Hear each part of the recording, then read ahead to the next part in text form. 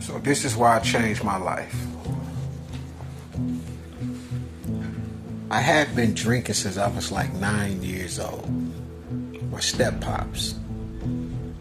You know when you used to spin around when you was a child? But imagine coming up in a household that's lit every day.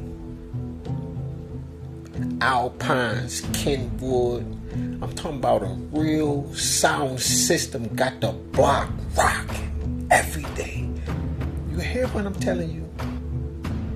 When you go to school, you sleeping on the desk. You're not learning nothing.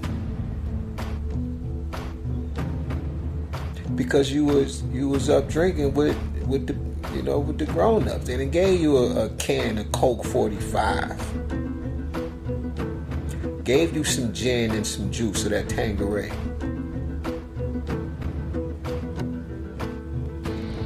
I couldn't wait to grab I didn't know these were what they called distilled spirits, alcohol. I didn't know these things. Yeah, you have but you're not strong enough. You're being so heavily influenced. For us, young men and women, we got so.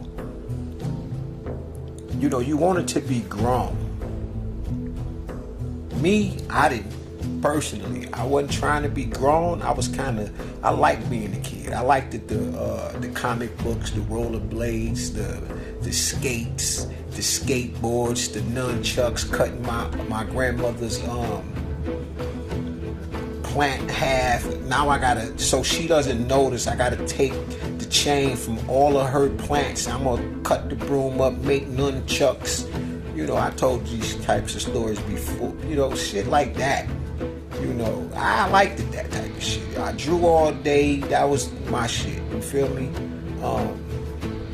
But what made me want to really change my life is that I had enough of this shit. The ratchet shit. I had been trying to run away from this shit all my life. Though I would go buy bottles and shit like that. People, when they tell you the stories about me, you're going to hear all kinds of wild shit, but you're going to be like, oh shit. I had many times where I wasn't drinking at all. People will offer it. I'm like, I don't drink no more. I did that shit 1,000 times. But more so than anything is your uncles and your aunties who have dementia, right? And they're talking to you through their eyes. This is when I learned about telepathy for real. It's them on their deathbed with the tubes in their nose and their ears and shit like that.